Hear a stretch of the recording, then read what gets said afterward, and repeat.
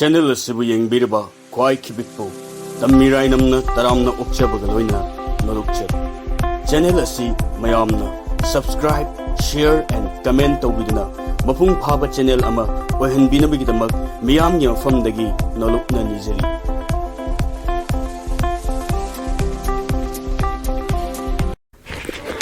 Wari masagi maming kari nungino aiba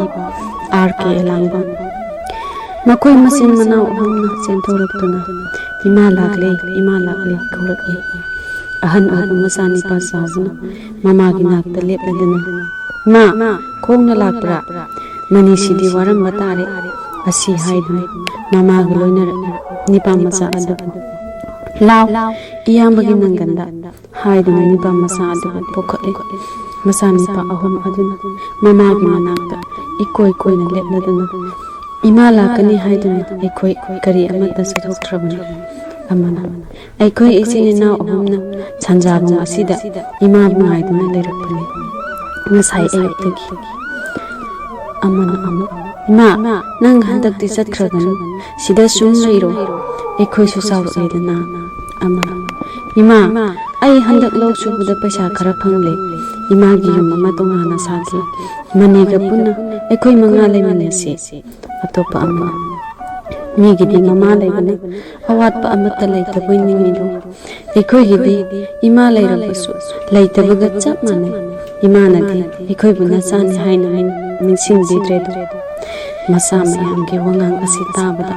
mama oibi thambana mamitagi mapi oro sinthai kari sukumde mamai thanda haira nakoi buna ma to na luna to bidro masa amana luna to biduna su apok padi natabana aikoi su sawnba ikai basu la nungai te da ima mina su pangkhan khanai aikoi isi inause kangbu amana phai haibi kangbu amana phatte su hai nasi pumnamak asi imana sida leiramlapadi kari thoku adagi thambana mina ngangba taru athapada leikraba aihakti nama oidunasu nama natrido leiminaba asina pharabasu phatrabasu namani haina ningo macha ahana adudi imadi kari su thonadrabra mari mata oirabra mamana hai mari mata haibudu taridana ai me yum sida laktuna karamna nakhoibu kolubadagi asumna wari sadina lakpana thongal sangsali thongal hek sangakpada thambalgi mapuroiba oiramba bakulna pukri mapaldagi khaurai nahak lakibra khonjel thokna thambalna khungkhidi bakulna masanipa ahan chawpada hangai anang adu manira kaidaura masa ngamdrabra hangbi sida puro anang adu yinlaga masidi tombiga masak manaida asumna angang adu pambirami karamba wakhal ihong karamba thingamdraba ichel namkhai khina mapa oibagi thamoina angang adu pamkhibanu khangkidi angang adu koli chup taramdai numit ki mangalbu ahingi thasna tanababu oibi yararoidoba punsi leipulki leiranga karamba angawo asa lagibna amukshu angang adu hangi nangi napaga namaga karani hena nusi angang ko imana asigumba drisha asi maning thongdagi magi nupi atonbi sakhina uki mathanta swanki mihaubu galona nareda miche imunda thambal changi inau leibra thambal ki konjel tabada sakina harau ko iche lakbra ai iche lakadra la oidra haiduni sak thongdana ngairami gami iche lakpanu ngaireda asum irang lang thambal na purakpa poche adu o sakina kedawna su thamna purak ibano thambal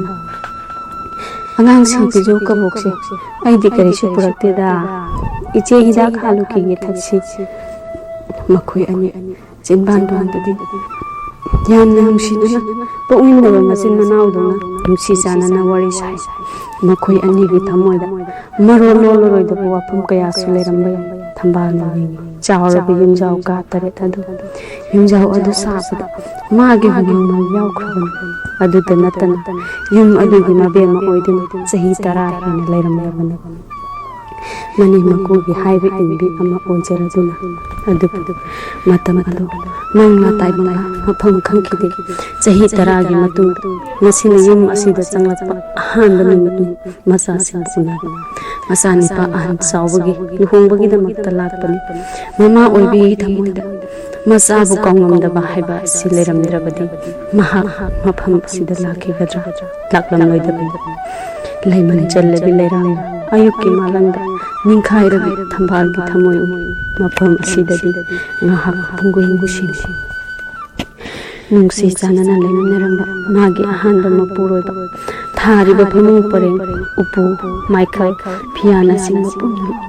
amuksu mapukningda ikai nusi yanabana yum aduda ngahakta leiba ngamamde matam amada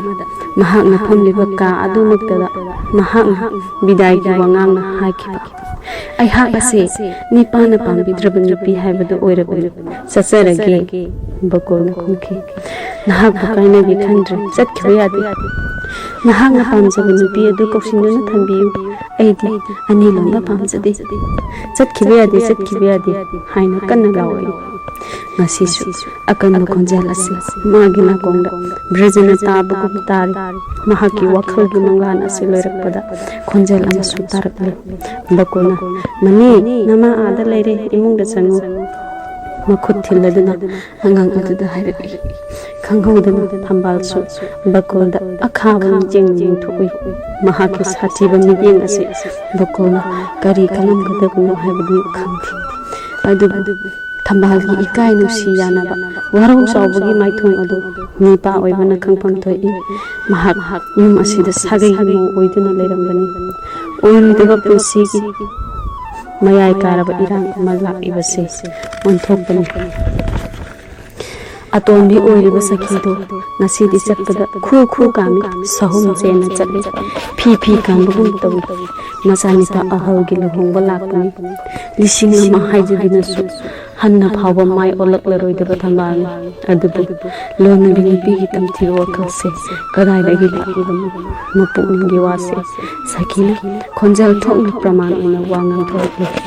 sakti loire sage cha sanu saroi toksini mi gi seba ka tawjaba hijade wahai asi thambal ta thokre mahang kudakta mapi hongdana satlasira khankre adubu mapukningda icha sina nuai khra roida Nuthil numidang wairam adu thambal mafi marol sepa loire mahak bakolda kari gamawa amatta hairamdana chatpadi phajadabra khari adubu wafam ama hongduknaba masak laitre mangomda pamliba bakolbu yenglaga thambana masanipa manide inchinji baba chalagi hairna angang aduna mamagi wahai adusu haibidre